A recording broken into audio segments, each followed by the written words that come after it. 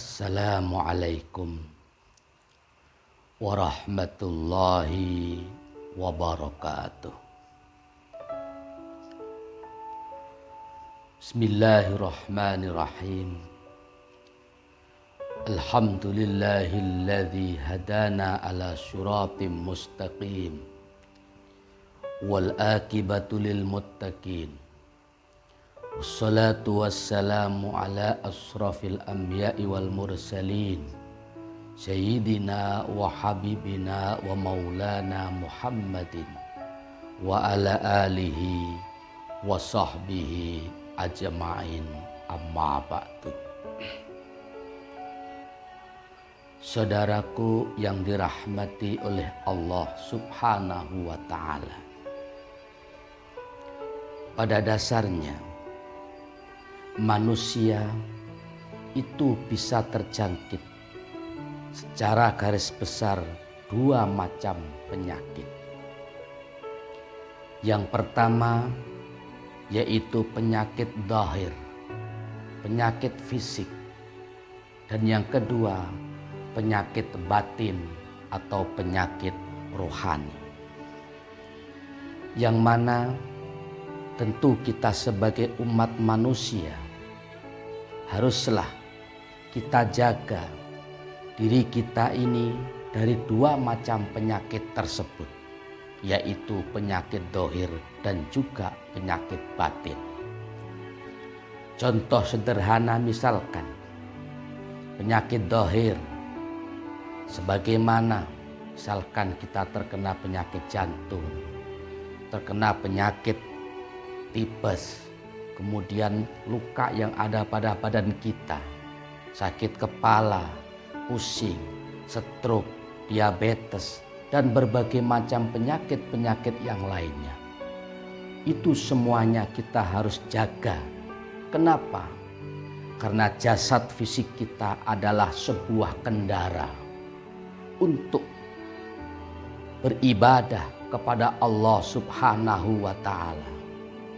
Kita akan beribadah dengan maksimal, dengan semangat, dengan nyaman, manakala kendara ruh kita, yaitu jasad kita masing-masing ini, posisinya dalam keadaan baik-baik saja, sehat-sehat saja.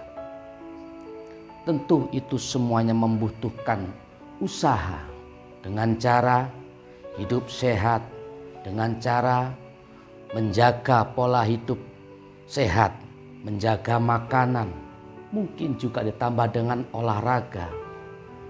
Manakala kita terkena sakit hal tersebut, maka urusannya kita dengan dokter, urusannya dengan tabib, minta obat, minta resep, atau mungkin dengan ramuan-ramuan yang lainnya.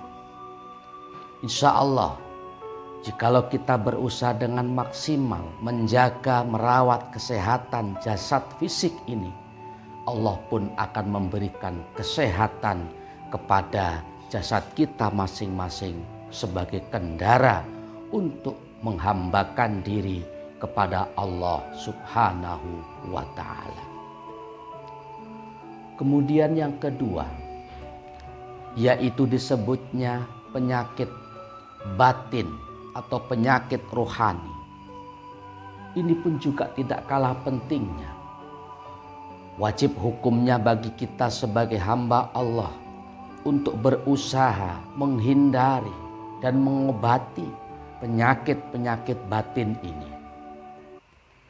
Jika penyakit zahir seperti luka pada badan, seperti penyakit jantung dan seterusnya, begitupun dalam penyakit batin itu juga ada berbagai macam penyakit-penyakit yang bersarang di dalam hati kita masing-masing.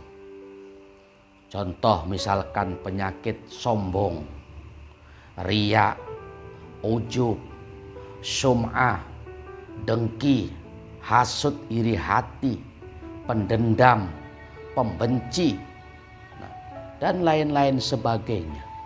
Itu semuanya adalah penyakit-penyakit hati yang bisa menjelumuskan pemiliknya ke dalam jurang kehinaan manakala tidak segera diobati, manakala tidak segera dihindari. Na'udzubillah summa na'udzubillah min dzalik.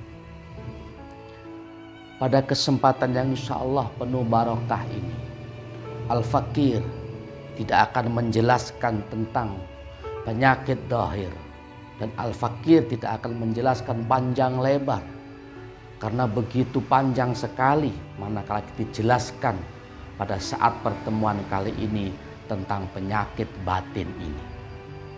Ibarat setetes dari air lautan, Al-Fakir akan sedikit menjelaskan tentang penyakit hati kita masing-masing yang harus kita hindari, yaitu al-hasadu, iri hati atau dengki kepada sesama.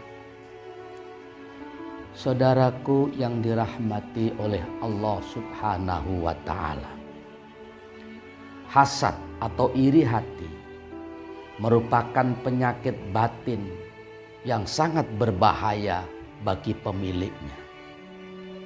Ciri-ciri orang yang memiliki sifat hasad ini adalah ia senang melihat orang lain menderita dan menderita melihat orang lain bahagia. Tidak suka atas kebahagiaan orang lain. Tidak senang atas rizki misalkan, kesuksesan, anugerah yang diberikan oleh Allah Subhanahu wa ta'ala kepada orang tersebut. Saat ia melihat misalkan saudara, tetangga, teman, ataupun siapapun sukses dalam usahanya, ia tidak suka. Dalam usaha dagang misalkan sukses, lancar, laris, ia malah sakit hati.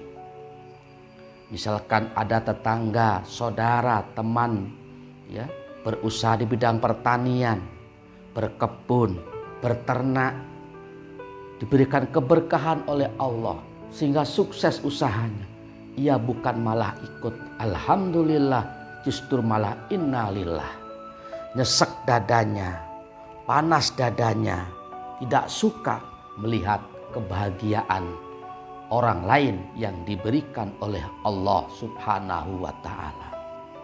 Andai kata tampak nyata, seakan-akan orang ini membawa pedang, membawa busur panah, atau membawa tumbak ya, untuk menyerang Allah Subhanahu wa ta'ala, untuk menumbak Allah Subhanahu wa ta'ala. Kenapa engkau berikan anugerah kepada orang itu? Kenapa engkau beri kesuksesan kepada si dia? Dan seterusnya. Ini ciri-ciri orang yang terjangkit penyakit hasud atau iri hati. Na'udzubillah summa na'udzubillah min dzalik. Kenapa ini saya katakan bahaya? Jelas.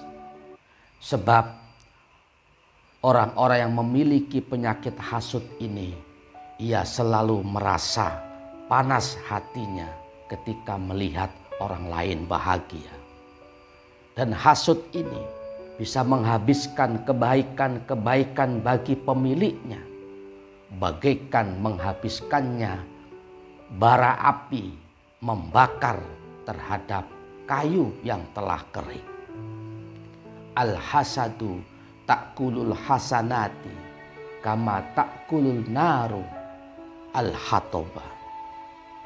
Hasad itu bisa menghabiskan atau menghancurkan kebaikan-kebaikan seseorang atau pemilik hasad tersebut, bagaikan kobaran api yang membara, membakar bara kayu, membakar kayu yang telah kering. Maka tidak butuh waktu lama ketika ada kayu bakar yang sudah kering dibakar, tidak membutuhkan waktu cukup lama, kayu itu akan habis menjadi abu. Begitupun seseorang yang memiliki sifat iri hati ini, dia mungkin tiap hari beribadah kepada Allah. Dia pun juga mungkin gemar bersedekah, baca Al-Quran, sholawat, peduli terhadap sesama, dan melakukan kebaikan-kebaikan yang lainnya. Misalkan Tetapi jika ia memelihara sifat dengki, iri hati kepada sesama, dan tidak diberantas, tidak diobati, tidak dimatikan penyakit hati tersebut, maka kebaikan-kebaikan yang ia jalankan akan hangus, dimakan, terbakar oleh bara api panasnya sifat iri hati. Na'udzubillah min dzalik.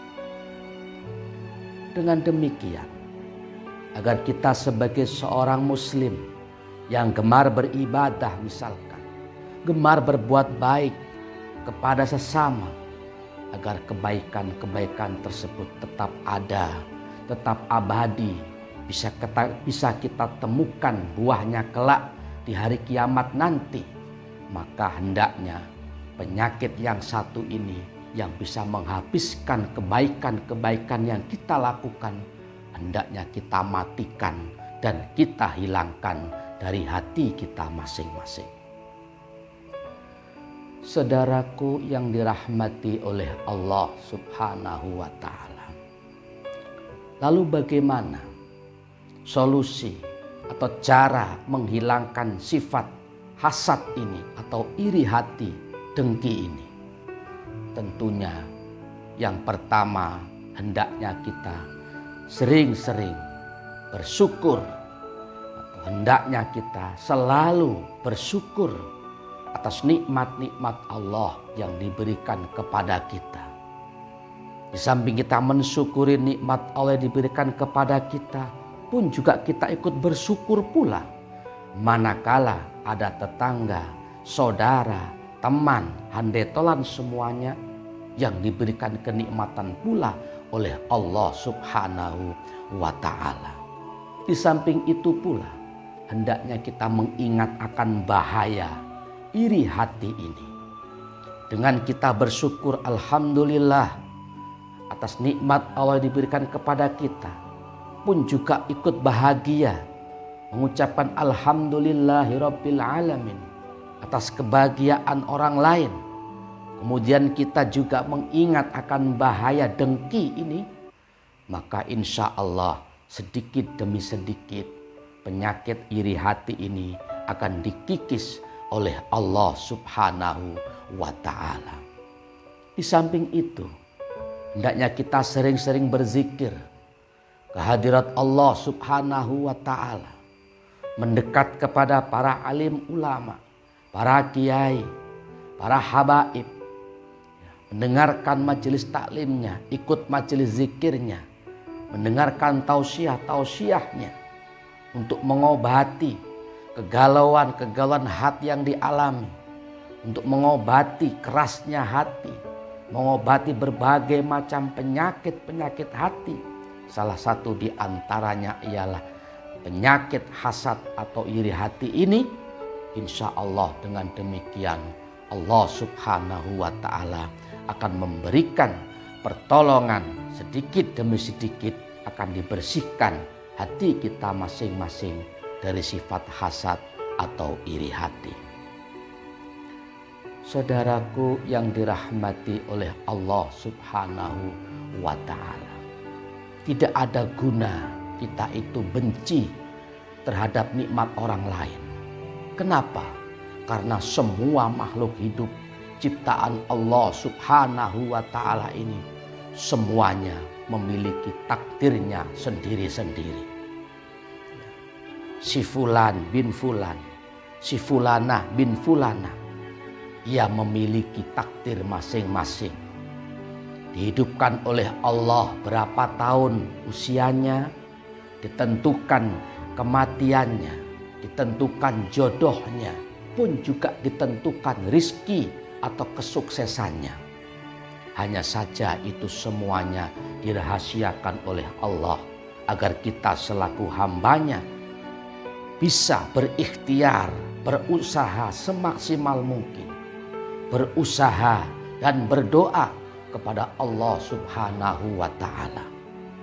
Jika semua hakikatnya sudah Allah tentukan, terutama tentang rizki kita masing-masing, maka tidak ada gunanya membuang-buang waktu, mengotori hati kita masing-masing manakala kita masih benci, tidak suka, sakit hati ketika melihat sesama hamba Allah diberikan rizki yang lebih, diberikan anugerah oleh Allah Subhanahu wa ta'ala. Syukuri apa yang kita miliki, pun juga kalau bisa hendaknya kita ikut bersyukur, ucapkan alhamdulillah ketika ada saudara-saudara kita mendapatkan anugerah atau kenikmatan dari Allah Subhanahu wa ta'ala. Mudah-mudahan kita semuanya senantiasa mendapatkan hidayah, taufik, maunah dari Allah Subhanahu wa ta'ala, hingga kita mampu sedikit demi sedikit membersihkan penyakit hati kita masing-masing, hingga kita termasuk golongan orang-orang yang selamat fid dini wad dunya hattal akhirah. Amin amin ya rabbal alamin. Sedikit yang Al-Fakir dapat sampaikan. Namun demikian, mudah-mudahan dapat dipahami dan dimengerti dan dapat kita amalkan dalam kehidupan sehari-hari. Amin amin ya rabbal alamin. Terima kasih atas perhatiannya. Mohon maaf apabila ada salah dan kurangnya. Wallahul muwafiq ila aqwamit thoriq. Assalamualaikum warahmatullahi wabarakatuh.